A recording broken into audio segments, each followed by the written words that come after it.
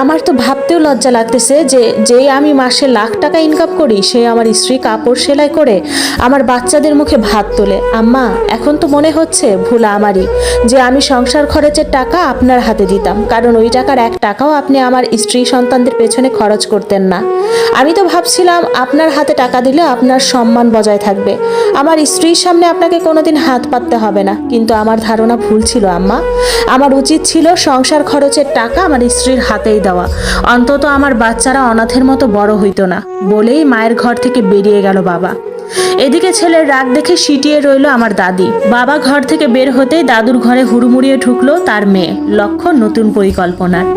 রিক্সা যেয়ে থামলো নানা বাড়ির সামনে। অনেকক্ষণ দরজা ধাক্কানোর পর মামি এসে দরজা খুলে দিল। নানা নানিরও ঘুম এতক্ষণে ছুটে গিয়েছে। মামি দরজায় দাঁড়িয়ে বিরক্তি মুখে জিজ্ঞেস করলো, কি ব্যাপার নীলুফা, এত রাতে ব্যাগ হাতে বাচ্চা কাচ্চা নিয়ে এখানে? মা শান্ত গলায় বললেন, দরজা থেকে সরো ভাবি, আগে ঘরে ঢুকি।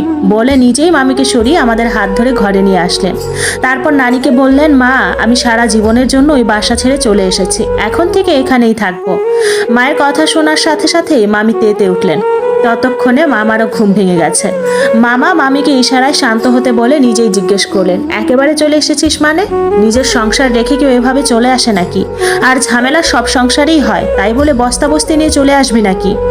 মা কিছু বলতে যাবে তার আগেই নানা বলে উঠলেন, আমার মেয়ে তার নিজের বাসায় এসেছে, এখানে সে কারো জবাবদিহিতা করতে বাধ্য না।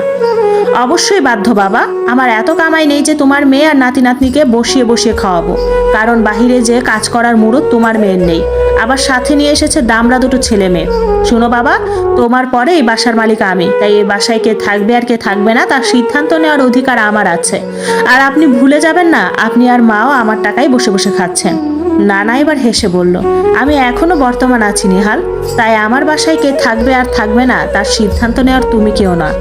আর রইল আমার আর তোমার মায়ের খরচের ব্যাপারটা, তাহলে শুনে রাখো, তোমাকে এই বাসায় থাকতে দিয়েছি, তার বিনিময়ে তুমি আমাদের দেখছো। তুমি যদি বাইরে কোথাও বাসা ভাড়া নাও তাহলে মিনিমাম 7,000 টাকা বাসা ভাড়া দিতে হতো, ওটা তো দিচ্ছ না। তুমি বরং প্রতি মাসে আমাকে বাসা ভাড়া দিবে, তার বদলে এই বাসায় থাকবে।